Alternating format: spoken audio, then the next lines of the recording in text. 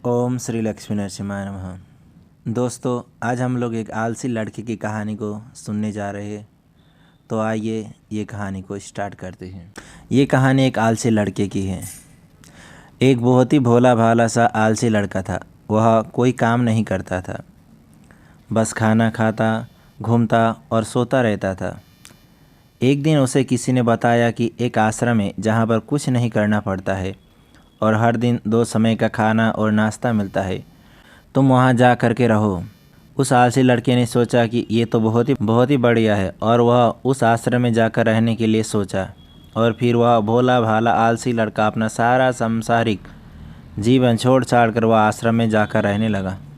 आश्रम में गुरुजी रहते थे। वह कुछ समय सबको प्रवचन देते हैं। वह आलसी लड़का सुनता था, बाकी समय आराम करता था और फिर भरपेट खाना खाकर सो जाता था। ऐसे ही उस लड़के का दिन गुजरता गया। एक दिन उस आश्रम में कुछ भी नहीं बना। नाश्ते के समय नाश्ता नहीं मिला। तब उस लड़के ने सोचा, नाश्ता नहीं मिला, भोजन तो मिलेगा। अब भोजन के समय भी उसे भोजन नहीं मिला। लड़का दौड़कर गुरुजी के पास गया और उसने गुरुजी से पूछा, आज भोजन क्यों नहीं बना? तब गुरुजी ने कहा, बेटे, आज एकादशी है और जितने भी आश्रम में सदस्य हैं उनका उपवास है और तुम्हारा भी आज उपवास है। आज भोजन नहीं बनेगा। वह लड़का आलसी था और उसे भूख भी बहुत ज़्यादा लगता था। उसने गुरुजी से बोला कि मैं उपवास नहीं रखूँगा, मुझे भूख लगी है, मैं खाना खाऊँगा। गुरुजी ने बोला, ठीक है, जाओ भंडारे में से सामान लेकर के आओ और आश्रम में नहीं बाहर ले जाके बना लो, लेकिन याद रखना भोजन बनाने के बाद सबसे पहले भोग भगवान को लगाना, फिर तुम प्रसाद पाना। वह लड़का बोला, ठीक है, और फिर अनाज लेकर नदी की ओर पहुंचा। भोजन पकाने लगा। भोजन तैयार हुआ। उसके बाद कहने लगा कि हे भगवान श्री राम, आइए, पधारिए, भोग लगाइए। बार बार बुलाने पर भी भगवान नहीं आए। अब जब उसे लगा कि भगवान तो आ नहीं रहे, तो फिर वह कहने लगा, मुझे मालूम है आपको तो अच्छा खाने की आदत है, मैं बना नहीं पाया और मुझे अच्छा भोजन बनाने भी नहीं आता, लेकिन जो भी रूखा सूखा बना है आकर खा लीजिए। भगवान श्री राम उसकी सरलता पर बहुत ही प्रसन्न हुए और उस लड़के को दर्शन दे दिए। उसने देखा कि भगवान श्री राम आए हुए हैं और उनके साथ माता सीता भी आई हुई है, लेकिन लड़के ने सिर्फ 2 लोगों के लिए ही भोजन बनाया था, एक अपने लिए और दूसरे भगवान के लिए। और अब क्योंकि भगवान के साथ माता सीता भी आई हुई थी, तो उसने उस भोजन को माता सीता को और भगवान श्री राम के सामने ग्रहण करने के लिए रख दिया। भगवान श्री राम और माता सीता ने भोजन किया और उसके बाद जब वह जाने लगे तो वह भोला सा आलसी लड़का बोला, हे प्रभु, आप आए, दर्शन दिए, बहुत ही अच्छा लगा।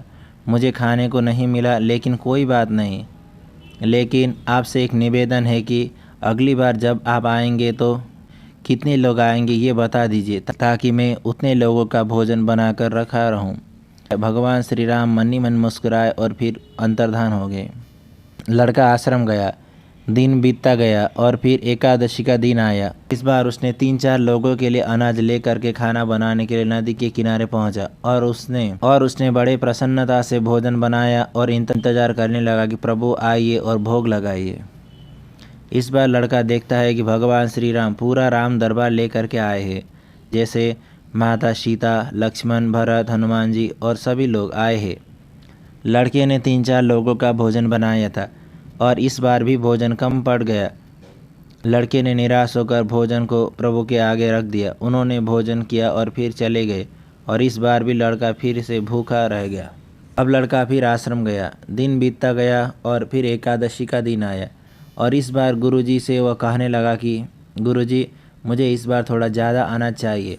गुरुजी सोचने लगे कि यह इतना सारा अनाज का करता क्या है, कहीं इसे बेचता तो नहीं है। फिर उन्होंने कहा, ठीक है, भूख से बहुत परेशान रहता है। लड़के ने कहा कि नहीं गुरुजी, मैं भूख से परेशान नहीं रहता हूँ, प्रभु के साथ बहुत लोग आते हैं, उनको भी तो भोजन कराना पड़ता है।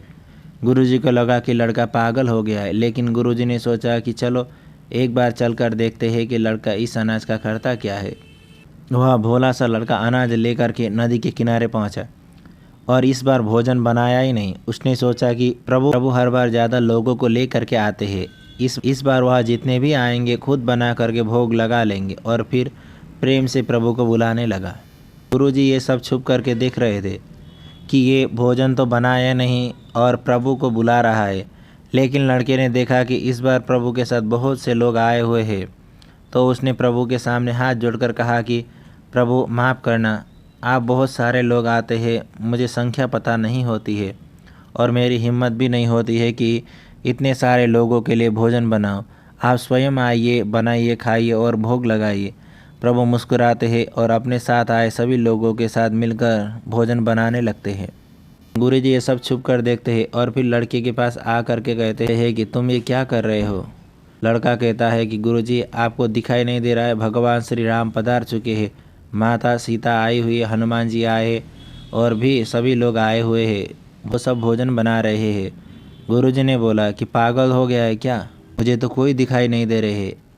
लड़का गुस्सा हो गया और बोला प्रभु आप ये क्या कर रहे हैं, एक तो मुझे भूखा रखा है और गुरुजी को दर्शन भी नहीं दे रहे हो, मुझे पागल समझ रहे हैं, कृपया करके गुरुजी को दर्शन दीजिए। तब भगवान बोले नहीं, मैं उन्हें नहीं दिख सकता। लड़का बोला क्यों नहीं दिख सकते आप मेरे गुरुजी को, वो तो बहुत ही महान, बहुत बड़े ज्ञानी और ज्ञाता है।